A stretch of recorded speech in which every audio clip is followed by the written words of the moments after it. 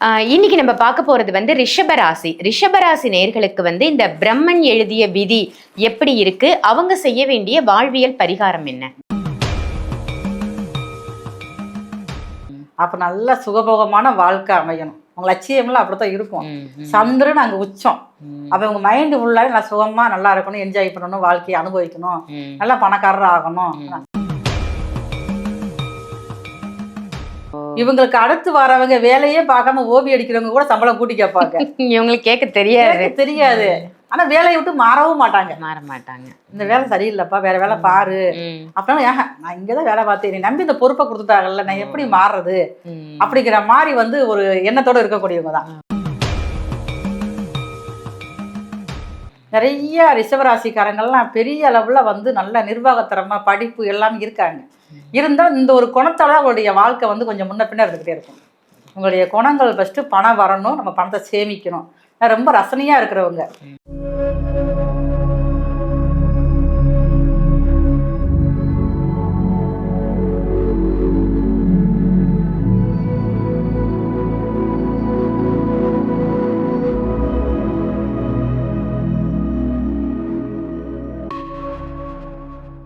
ஆன்மீக பரிகார நேயர்கள் அனைவருக்கும் அன்பான வணக்கங்கள். இன்னைக்கு நம்ம யாரை சந்திக்க வந்திருக்கோம், என்ன விஷயத்தை தெரிஞ்சுக்க வந்திருக்கோம் அப்படின்னு பாத்தீங்கன்னா, ஒவ்வொரு ராசிக்குமான பிறப்பு பலன் என்ன அப்படிங்கிறத தான் தெரிஞ்சுக்க வந்திருக்கோம்.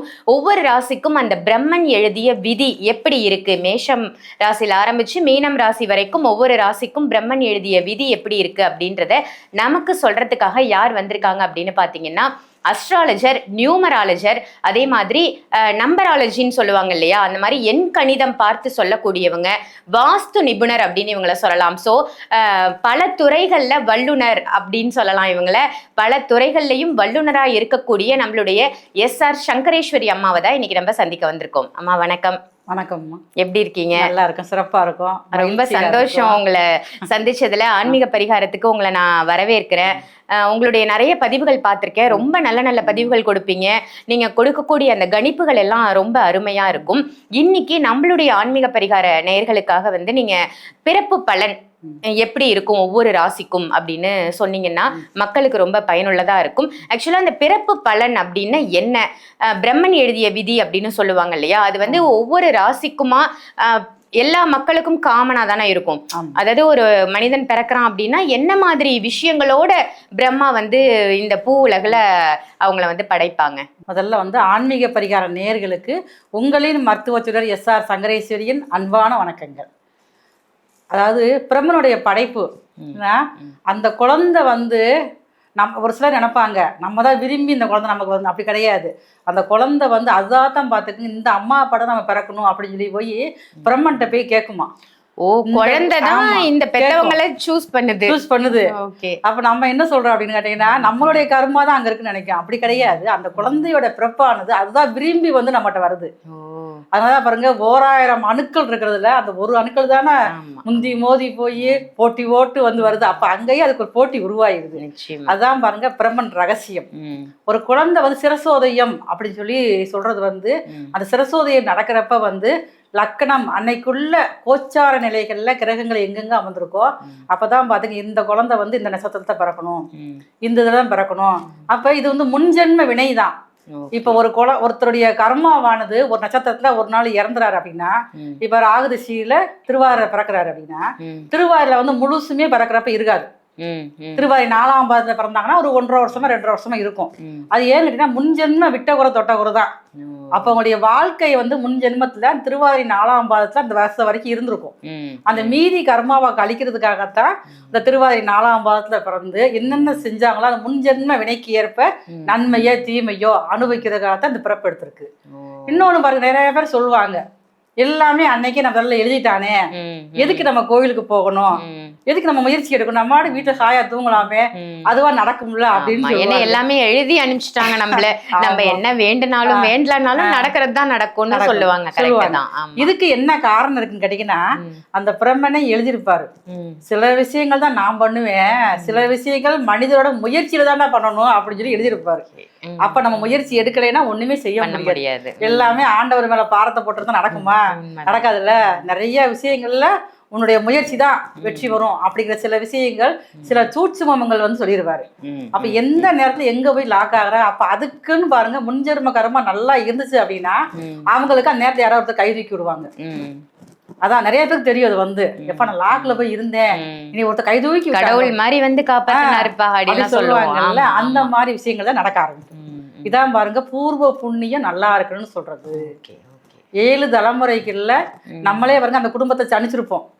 நம்மளுடைய முப்பாட்டம்னா ஒரு 5 தலைமுறை சனிச்சு நம்ம என்னென்ன பாவ புண்ணியங்கள் செஞ்சோமோ அதை அனுபவிக்கிறதுக்காகத்தான் பாருங்க அந்த 5 நம்ம தலைமுறையா வந்து பிறப்போம். இதுதான் சில பேரை பார்த்து சொல்லுவாங்க தாத்தா மாதிரி இருக்கா, பாட்டி மாதிரி இருக்கா அப்படின்னு சொல்லுவாங்க. அப்படி குணாதிசயங்கள் அப்படி நம்ம வந்து கொண்டு வந்திருப்போம். இதுதான் முன்ஜென்ம கர்ம பதிவு அப்படிங்கிறது. ஓ, ரொம்ப அருமையா சொன்னீங்க. முதல்ல மக்களுக்கு வந்து அவங்கவுங்க ராசியை பார்க்கறதுக்கு முன்னாடி தெரியணும் அந்த பிறப்பு பலன்னா என்ன அப்படின்றத தெரிஞ்சுக்கிட்டு அவங்க ராசிக்கான பிறப்பு பலனை பார்க்கும் பொழுது இன்னும் முழு விவரங்கள் வந்து அவங்களுக்கு புரியும். ரொம்ப அழகா பிறப்பு பலன்னா என்ன அப்படின்னு சொல்லியிருக்கீங்க. இன்னைக்கு நம்ம பார்க்க போறது வந்து ரிஷபராசி. ரிஷபராசி நேயர்களுக்கு வந்து இந்த பிரம்மன் எழுதிய விதி எப்படி இருக்கு, அவங்க செய்ய வேண்டிய வாழ்வியல் பரிகாரம் என்ன? ரிஷபராசி அப்படின்னாலே பாருங்க சுக்கிரன் வீடு. அப்ப நல்ல சுகபோகமான வாழ்க்கை அமையணும். உங்க லட்சியம்லாம் அப்படித்தான் இருக்கும். சந்திரன் அங்க உச்சம். அப்ப உங்க மைண்ட் ஃபுல்லாவே நல்லா சுகமா நல்லா இருக்கணும், என்ஜாய் பண்ணணும், வாழ்க்கையை அனுபவிக்கணும், நல்லா பணக்காரர் ஆகணும். ரிஷபராசிக்காரங்க ஒருத்தர் வீட்டுல இருந்தாலே அங்க பண வரவு நல்லா இருக்கும். யாருக்கா ஒருத்தருக்கு நல்லா இருக்கும் பாத்துக்குங்க. ஆனா இவங்களுக்கு தான் அந்த பண வரவை எப்படின்னு தெரியாது. நல்ல உழைப்புக்கு முக்கியத்துவம் கொடுக்குறவங்க, பொறுப்பான வேலைக்காரங்க. இன்னைக்கெல்லாம் பாருங்க நிறைய ஜாதகம் பார்க்க வரவங்க வேலையாட்கள் பெரிய ஆபீஸ்ல இருந்தாங்கன்னா 100 பேர் வேலை பார்த்தாங்கன்னா அதுல ஒரு 50 பேராவது ரிஷபராசிக்காரங்க தான் இருப்பாங்க. அந்த அளவுக்கு தான் நம்ம கன்சல்டன்சிக்கு வருவாங்க. அப்ப நம்ம நல்லா பொறுப்பை வேலை பார்க்கக்கூடிய முதலாளிக்கு வந்து விசுவாசமா இருக்கக்கூடியவங்க இவங்க வந்து. ஆனா அங்க பாருங்க என்ன சம்பளம் கொடுத்தாலும் வாங்கிக்கிடுவாங்க. எனக்கு இவ்வளவுதான் வேணும்னு கேட்கவே மாட்டாங்க. இவங்களுக்கு அடுத்து வரவங்க வேலையே பார்க்காம ஓபி அடிக்கிறவங்க கூட சம்பளம் கூட்டி கேட்பாங்க. இவங்களுக்கு கேட்க தெரியாது. ஆனா வேலையை விட்டு மாற மாட்டாங்க.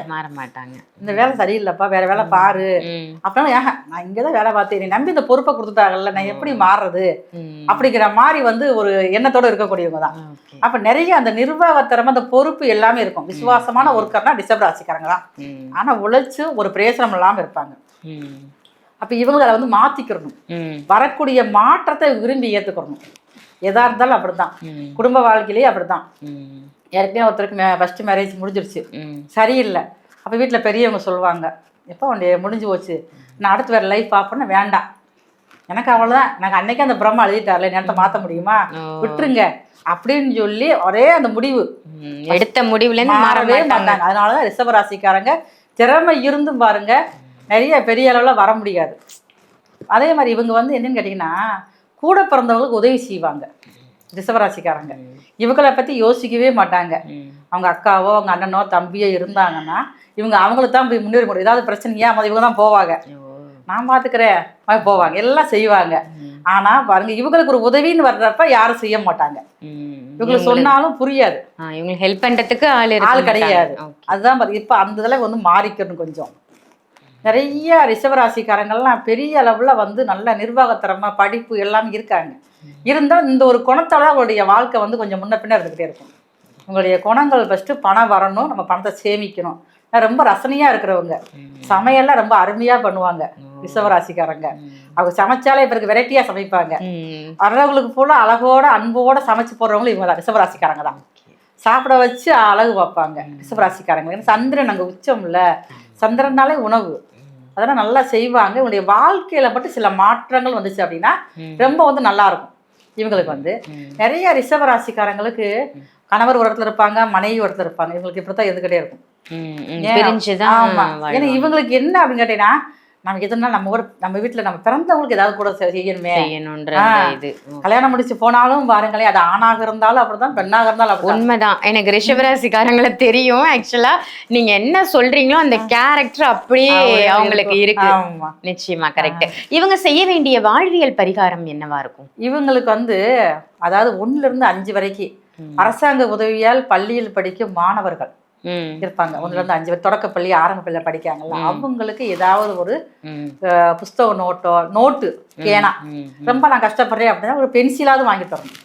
வேலை முடிஞ்சது ஒரு 10 பேருக்கோ 12 பேருக்கோ ஒரு பென்சில் அழியிறப்ப ஏதாவது வாங்கி கொடுத்தா என்னுடைய கர்மா வந்து குறைய ஆரம்பிக்கும்.